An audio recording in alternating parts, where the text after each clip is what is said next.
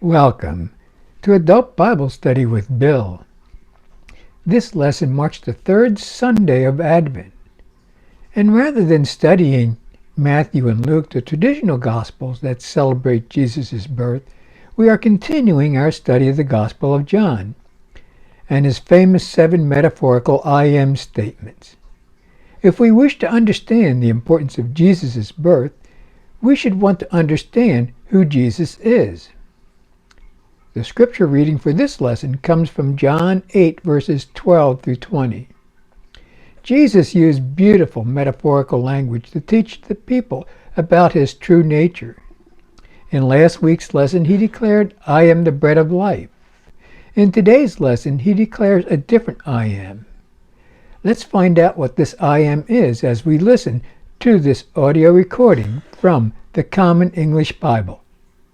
Jesus spoke to the people again, saying, "I am the light of the world. Whoever follows me won't walk in darkness, but will have the light of life."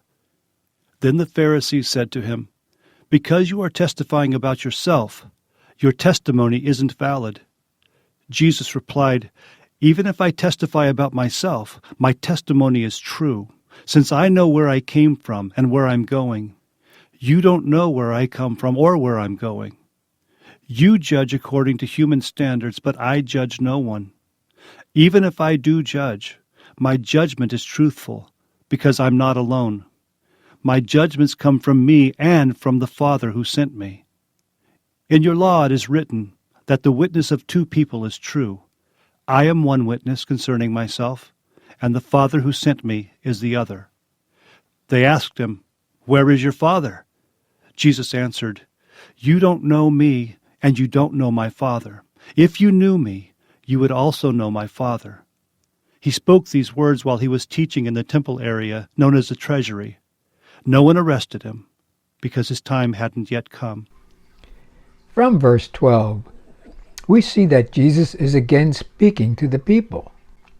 But this verse doesn't tell us where or when. 2 important things we should know if we wish to fully understand this scripture. Reverend Betsy Haas, the author of Cokesbury's winter edition of Adult Bible Studies, answers both where and when. She tells us that Jesus spoke at the temple during the Festival of Booths, a fall harvest event marking God's guidance in the wilderness and presence in the temple. Leviticus describes the festival's origins. Israelites lived in booths to remember their exodus and celebrated God's annual provision with rituals involving light. Each year the Israelites commemorated God leading them by a pillar of fire, expressing hope for God's return as a radiant light. Christians share this hope with Jesus' return. Light is a powerful Old Testament symbol, created first by God, present in Moses' burning bush, representing wisdom in Ecclesiastes, and prophesied in Isaiah as being fulfilled at Jesus' birth. During the festival, 4 temple lampstands are lit up, seen from every courtyard. Festival participants dance with torches, brightening the temple dramatically. In the midst of this celebration, Jesus declared himself the light of the world. You can imagine Jesus' declaration did not go down well with the Pharisees. They wasted no time in confronting him. In fact, this confrontation is described in the very next verse, verse 13 of our scripture. They told Jesus that his declaration constituted invalid testimony because it lacked 2 corroborating witnesses. Jesus refuted their argument. He acknowledged that, as required by the law of Moses, 2 witnesses were necessary. He provided these witnesses. His own sinless life and words served as one witness, while the Father's public declarations and miracles served as the other witness.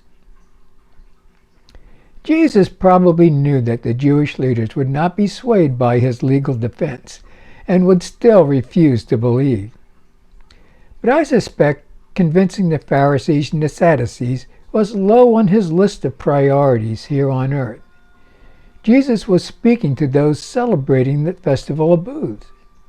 He was speaking to those deciding whether or not to follow him as disciples. Jesus' announcement called for a decision. Persons could choose to remain in darkness or follow Jesus and walk in the light. But what were disciples expected to do? In this video clip from Cokesbury, Reverend Kristen Clark Banks explains the job description for a disciple. Jesus says, I am the light of the world. Whoever follows me will never walk in darkness, but will have the light of life. To follow Jesus means to live as his disciple, to stay so close to him that the dust from his sandals settles on our skin. Disciples of Jesus are guided by his actions and directed by his teachings. Through companionship with Jesus, he illuminates the disciples' path and dispels the darkness that often paralyzes and blinds us. Light makes it possible to see. In relationship with Jesus, disciples gain eyes to see the imprint of the divine image in them. I imagine the divine image as an inner light that can never be extinguished.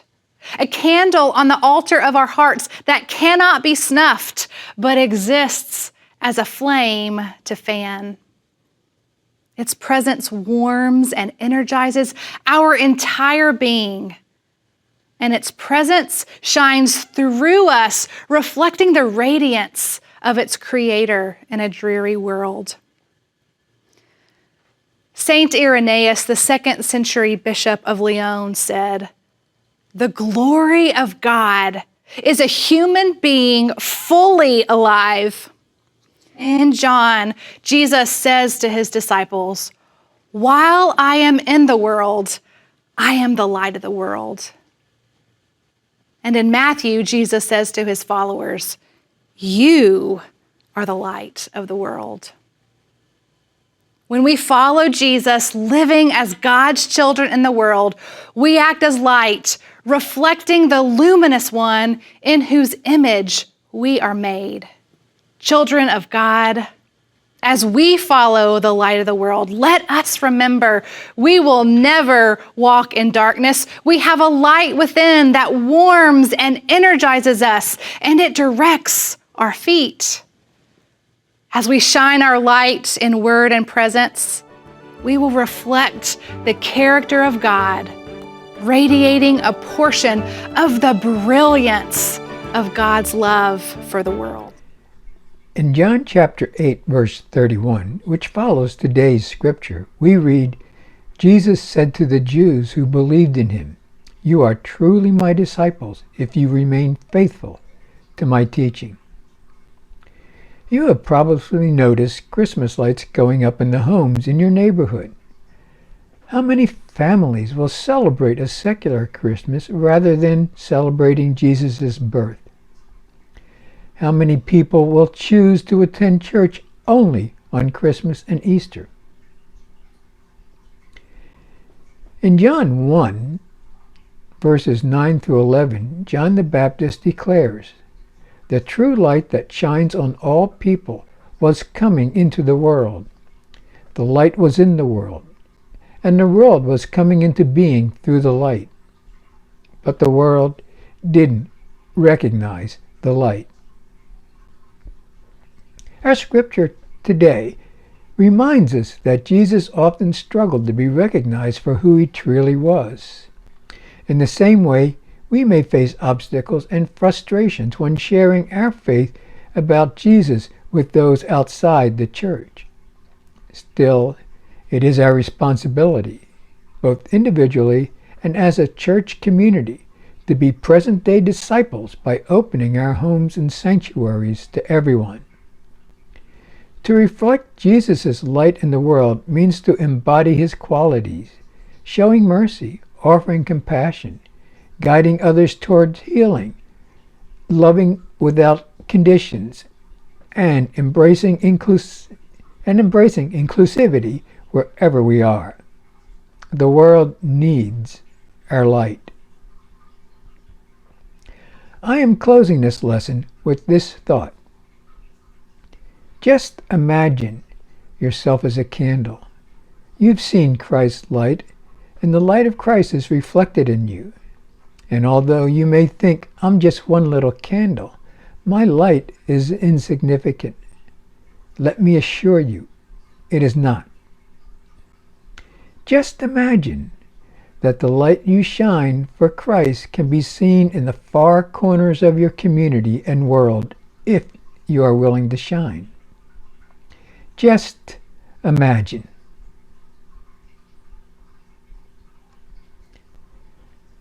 The scripture for our lesson next week comes from John 10, verses 1 through 13. And in this lesson, we will challenge our church and ourselves on the degree of openness we have in sharing God's message. Stay safe and see you next week.